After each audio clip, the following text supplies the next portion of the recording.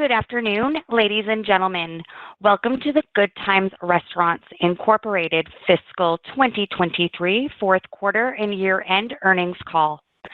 By now, everyone should have access to the company's earnings release, which is available in the investor section of the company's website.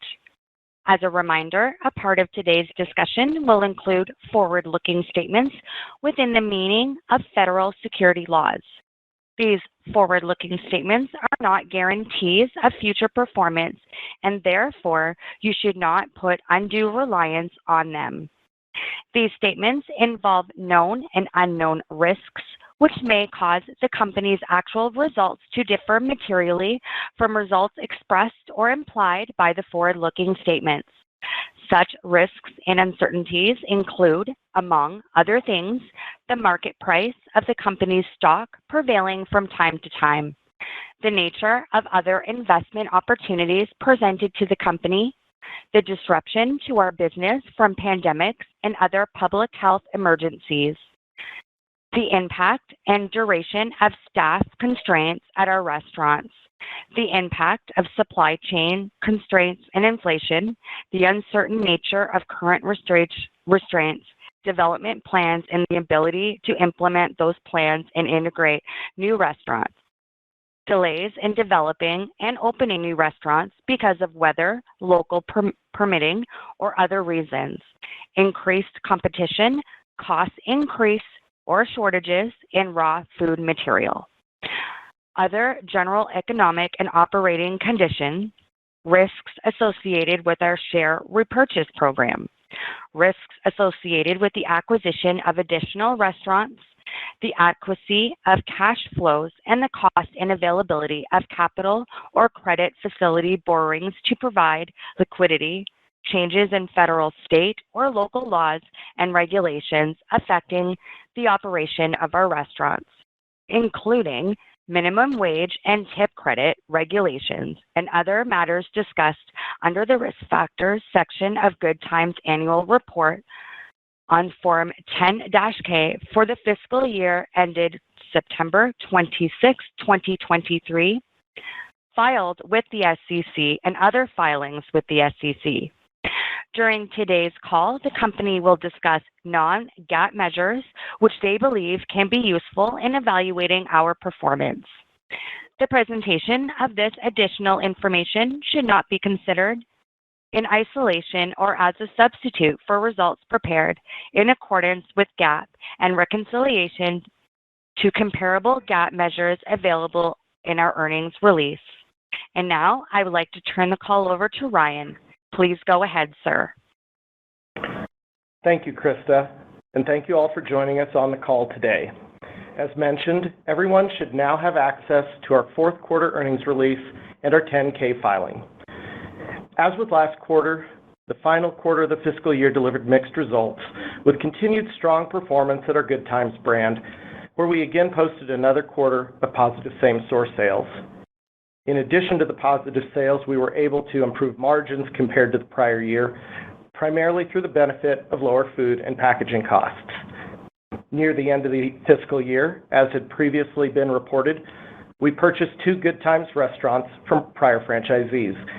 And though there were the typical transition and integration inefficiencies that initially accompanied the acquisition of these restaurants, we are currently growing year-over-year sales at both restaurants, and both restaurants are profitable and contributing to the brand's overall results. We now own and operate 25 company-owned Good Times restaurants, including 6 restaurants in which we are equal partners with a third party. Additionally, we have 6 restaurants in the system that are franchisee-owned. We launched our loyalty program, GT Rewards, during the quarter.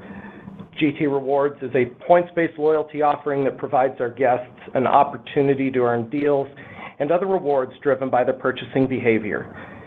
The app already provided order ahead and direct order of delivery, and the GT Rewards platform is accessible by our guests both in a digital native order and also in a traditional drive-through transaction, with the order being placed at the menu ordering board. While card-based payment for digital native orders has been a part of the app from its initial release, payment in the drive-thru has not been a feature of our app.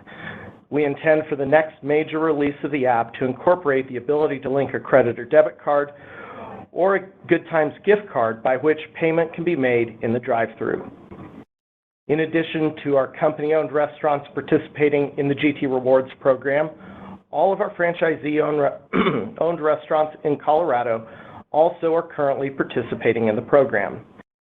We believe that the convenience, value, and technology enablement that our app now delivers to our guests is critical to the continued relevance of our brand and our ability to capture incremental share in the QSR burger space. Further, during the first quarter of fiscal 2024, we completed the full digital menu transition of the company-owned restaurants with the installation of digital menu boards at the walk-up windows, complementing the menu boards that were already installed in the drive-thrus during fiscal 2023. Additionally, the installation of the digital drive-thru menu board at the Lafayette restaurant that we recently purchased was completed just earlier today. Our franchise system in Colorado has yet to deploy the digital walk-up menu boards, and we still have one Colorado franchisee-owned restaurant that does not yet have the drive-thru menu boards. We have also completed the re-image of 2 Good Times restaurants and are nearing the completion of a 3rd restaurant. This re-image package includes repainting the building in light and dark shades of gray as opposed to a more beige tone previously, the replacement of highly graphic awnings with solid red awnings, and the contribution of community art to our buildings through the painting of a unique wall mural by a selection of local artists. These re-image elements combine to create a clean, crisp design for our buildings that align with guest feedback and the results of consumer research we have conducted surrounding the purchasing behavior of our guests. Same-store sales have remained positive to date through the first fiscal quarter, though late November and December have experienced significant unfavorable weather, with colder average temperatures than the prior year, but the greater impact has been 2 large Denver area snowfall events occurring on weekends, including Black Friday and the entire weekend following the Thanksgiving holiday. This weather activity has muted the strong trend we had been experiencing early in the quarter. At Bad Daddy's, operating results deteriorated from the prior quarter.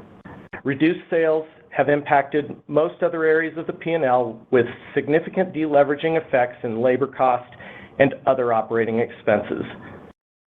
Sales have further continued to be soft into the first quarter of the new year, and as a result, changes within the Bad Daddy's organization have been made. Our prior operations leader for Bad Daddy's left the company in late August, and for the moment, the 4 regional directors that previously reported to him are reporting directly to me. We have long excelled in our back-of-house execution, and we continue to excel in that area. We serve remarkable food, and our employees throughout the brand, including both management and hourly team members, have so much passion around serving up great burgers. However, that same passion had declined in our front of house, and the level of hospitality we have been providing was not meeting our customers' wants or needs. We also failed to pivot back to the bar side of our business as pandemic behavior faded, and our bar execution has lacked. The ultimate solution to this is a mindset shift among our operations leadership team within the brand. However, to accomplish that, tactical changes are needed to drive the alignment desired. We've appointed a bar and beverage leader to complement the culinary processes we already have in place. Happy hour specials have been launched in our Colorado restaurants, and we expect those specials to be system-wide by mid-January. This is the first time in the concept's history when drink specials will be available in all restaurants. Further, to additionally support the bar business, we extended operating hours by an average of 1 hour per day to begin closing at 10 p.m. Sunday through Thursday and 11 p.m. Friday and Saturday beginning on November 27th. The extended operating hours have already begun to pay dividends as sales during the last 2 operating hours of each day have measurably increased, and the same-store sales trend, which had further deteriorated in October and November, has improved sequentially, with significant gains in the dinner and late-night day parts. We have overhauled the beverage portfolio with new core beer and spirits offerings that better align with our guest preferences, and a new cocktail menu with more concept-appropriate cocktails that will launch in February. Additionally, on a seasonal basis, we've incorporated new cocktails, shakes, and mocktails into our seasonal chef special program. New improved training content and teaching methods have accompanied and will accompany all of these programs. To address the inconsistent hospitality, we're taking a three-pronged approach. First, by replacing our training manager for Bad Daddy's, who was previously a one-person team, and then supplementing that new individual with 2 other learning and development specialists who will assist our operators in the delivery of training content and the validation of the hard and soft skills that are critical in each role.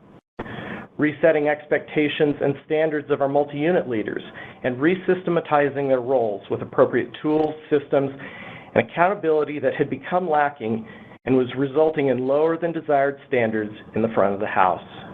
And finally, adjusting financial system incentives, aka bonus, for our restaurant management teams to better incentivize a combination of long-term profitability and sales growth, along with period-by-period guest satisfaction, financial controls, and operations excellence. Our prior bonus structure was also designed to address each of these. However, the revisions to the plan better balance all of these and reduce incentives to prioritize behaviors that improve single-period results, but could have negative full-year or longer-term impacts. Our Atlanta market, discussed on prior calls, has continued to prove to be a challenge. And we've invested heavily in management development, new management where necessary, and additional hourly labor to improve our reputation in the market. These investments are starting to show early indications of delivering results, as the incessant and unrelenting declines in sales at each of these stores have recently given way to days and in some cases weeks of increasing year-over-year sales. We continue to evaluate the optimal restaurant portfolio in the Atlanta market, which will be influenced by each restaurant's performance in the first 6 to 9 months of this fiscal year. While Bad Daddy's results for the quarter are disappointing and our expectations for the first quarter of the year are for similar, if not slightly lower performance, I'm confident in the relevance and the power of the brand, as our highest volume restaurant in Summerville, South Carolina, continues to post positive year-over-year sales. Our second highest volume restaurant in Charlotte, North Carolina, is also delivering positive sales growth, as are several other restaurants. Additionally, our new restaurant in Madison, Alabama, is continuing to deliver top quartile average weekly sales 3 full months into operations. While there has been some honeymoon effect, the typical peak to trough decline experienced in new Bad Daddy's new store openings has not manifested that same decline here. I have great confidence in the future of the Bad Daddy's brand, as the passion this team has for the brand is unlike the passion I've seen anywhere in my past. The company's gone without a finance leader for nearly 9 months, though for the past 4 months we have contracted with a highly capable finance and accounting professional in an exclusive consulting engagement who has performed many of the responsibilities of our former Vice President of Finance. We expect to have news with respect to a permanent hire for this leadership role in the upcoming weeks. I'll now review this quarter's results. Total revenues decreased approximately 2.5% for the quarter to $34.3 million and decreased approximately 0.1% to $138.1 million for the year compared to fiscal 2022. Total restaurant sales for Bad Daddy's restaurants decreased $1.4 million to $24.6 million for the fourth quarter compared to the prior fourth quarter, and decreased $1.0 million to $102.2 million for the year compared to the 2022 fiscal year.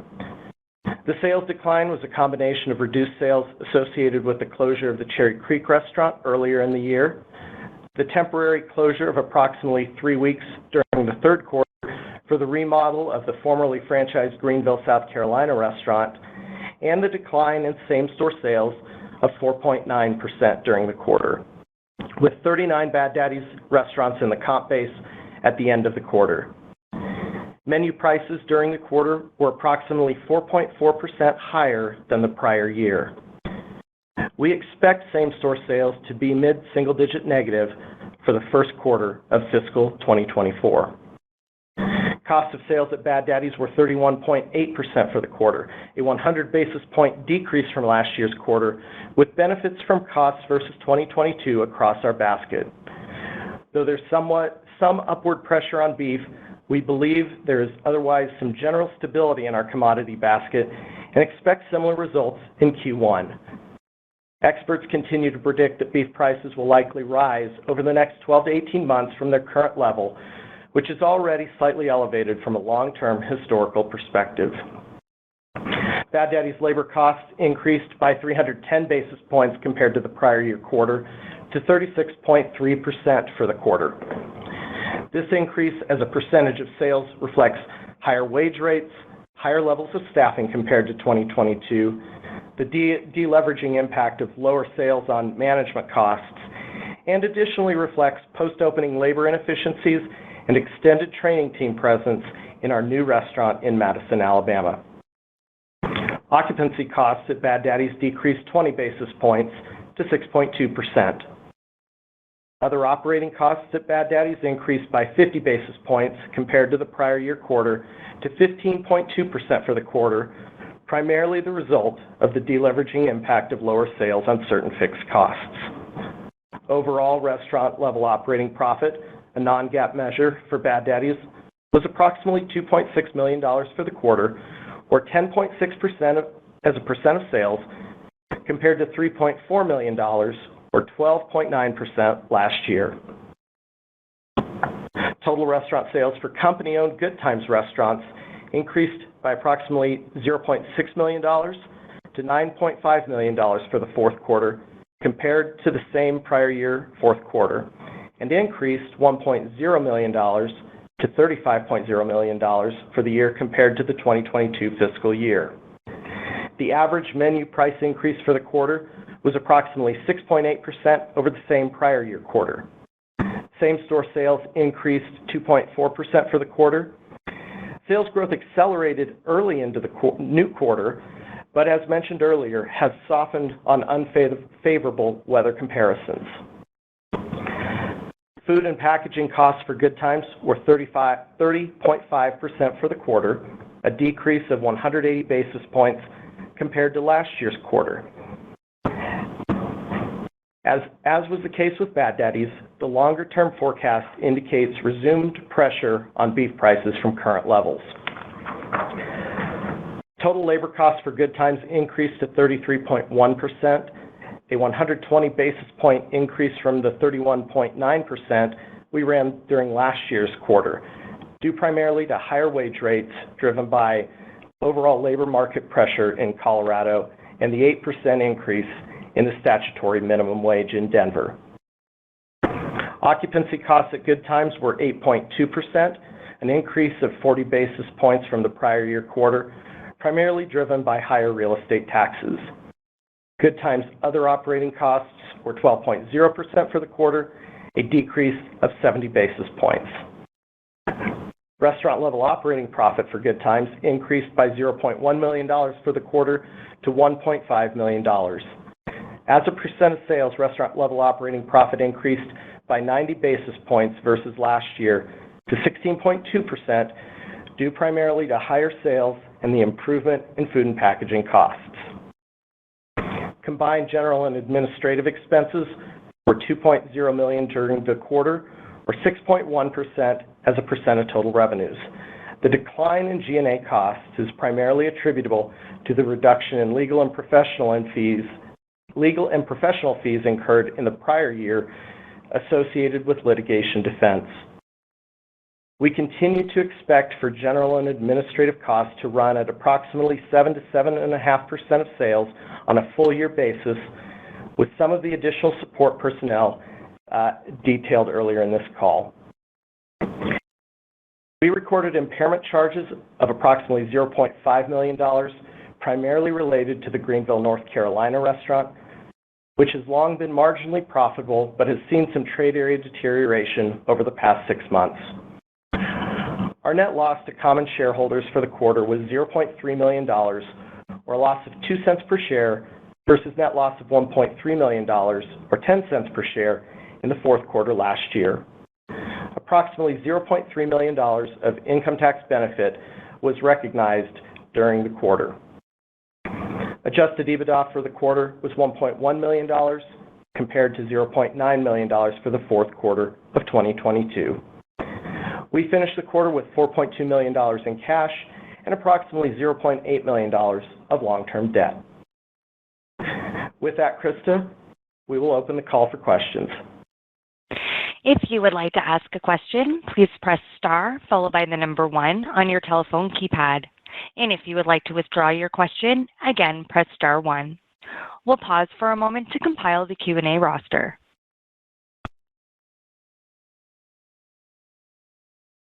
We have a question. Your first question comes from Brian London, an individual investor. Please go ahead.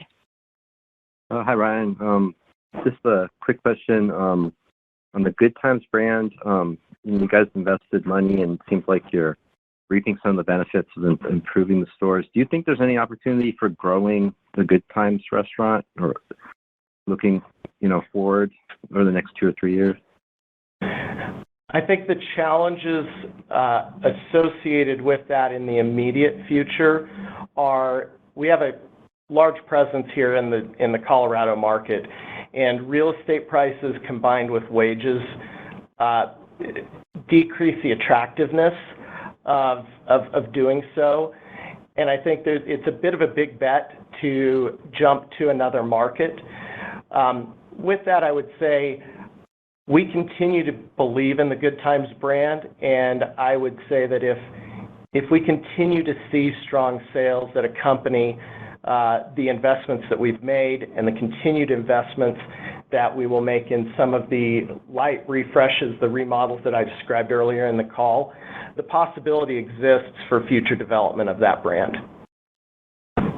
Okay, thanks. The Bad Daddy results, I mean, I know this is anecdotal, but following a lot of restaurants, I'm feeling like there's recessionary pressures kind of on that type of restaurant. I don't know, if you have any feel for that or feedback, but that kind of led me a little bit into the Good Times question. I'm wondering, if there are pressures, recessionary type pressures on the Bad Daddy's brand over the next few years. I was wondering, if you might look towards, Good Times expansion. But yeah, no, I totally understand your comments in regard to the real estate prices, and appreciate your answer. Yeah, and I'll offer some color on that. I mean, we have to be cognizant of the reality in the environment that we operate in. And, I don't want to make excuses for our team, and I don't want our team to make excuses for the restaurant's performance. I do believe that if you look at other burger-centric casual dining brands, there are pressures there. And so I think our performance, while disappointing, is not entirely surprising considering some of the results that have been reported by similar concepts. That said, I think our Bad Daddy's concept has a greater degree of relevance, and I think if we execute the operations strategies and tactics that I've outlined on this call, that we're going to be in a good position to compete against our casual dining peers now and in the future. That said, I think it's beneficial to have a portfolio that includes concepts both in the full service and in the QSR segment, because I think the QSR segment does tend to perform better when there are recessionary pressures. Okay. Yeah, I appreciate the answer. Also, again, I appreciate, I think that your strong balance sheet will help you out, and happy holidays to you guys. Thanks. Happy holidays to you as well. Your next question comes from the line of Sanjay Ragaga, who is also a private investor. Please go ahead. Hi, Ryan. I just wanted to ask on the Bad Daddy's brand. So first of all, if you could just give a brief update on the Seaboard Station location, what's going on there, and just in general, do you guys have like an expectation of when when the Bad Daddy's same-store sales will start, kind of either being neutral or positive? Is this like the first quarter, second quarter? Do you guys have some sort of idea there? Yeah, so to answer your first question on Seaboard Station, I was there about 6 to 8 weeks ago, and to be quite frank, the traffic and construction situation there is pretty painful. Our main entrance has been blocked off. Access to the site is extremely compromised. We believe there is a lot of multi-unit residential being constructed there, and the long-term outlook for that site is extremely strong once the construction is finished. However, it seems like it has been and continues to be a bit of a never-ending point of pain in terms of the construction that is occurring and the impact of that. I don't believe that we've received from our landlord or other developers who are participating in that construction a real clear timeline on when that's going to end. And I would like that as much as you and our other investors would like that. With respect to same-store sales turnaround, that's an interesting question, and one that I would love to be able to provide you a precise answer on. What I would say is that our comparables start to get easier in the third fiscal quarter, so the June quarter. I'm not predicting that it will be turned around by then to the point where we're posting positive same-store sales. But internally we have the goals that we've set, and I'm setting aggressive goals with my team. And certainly, I would love to be in a position where come June quarter, that's what I'm reporting. Okay, thanks. And just on going back to the balance sheet and the $4.2 million cash, I see from the 10-K, I believe you have a plan of opening one Bad Daddy's location in fiscal 24. Any other plans for the liquidity? And could you just touch on what prompted borrowing from the credit facility if you have cash on hand? Thanks. So in terms of in terms of investments and use of liquidity, we have a share repurchase program, and as you have seen this past year, we've made investments, whether that's through the acquisition of minority interests or non-controlling interests, I should say, whether it's through the acquisition of franchisees. We don't have any of those in the works, but we obviously still have some of those out there, and would be opportunistic if situations would arise where we could do something similar either this year or in fiscal 2025. I think with respect to new units, we are building a pipeline. I think we would like to be able to get one done this year. And we're going to try to. I think some of those may bleed in, that may bleed into fiscal 2025, and we're trying to get multiple units opened between now and fiscal 25. With respect to borrowing, I would say really there's some cash management and treasury strategies that are involved in that, and it is not, I think, there's also a certain amount of cash on hand that's required to run the business. And so just from an overall treasury standpoint, we believed it was a wise decision to borrow that money. All right, got it. All right, thanks, Ryan. Happy holidays. Appreciate it. Thanks. Same to you. We have no further questions in this time. Ryan, I'll turn the call back over to you for closing remarks. I'm grateful to lead a talented team of people who have the same commitment to our brands and passion for our industry and for our guests as I do. I thank them for their continued hard work and meaningful contribution to our brands. I'm encouraged by the continued strength that Good Times has manifested over my tenure with the company, with sales growth in 5 of the 6 years I've been part of this organization. I know, as does our leadership team and our operations leaders in Bad Daddy's, the sales and profitability improvements are needed at that brand, and that the best marketing is strong operations, which we are laser focused on.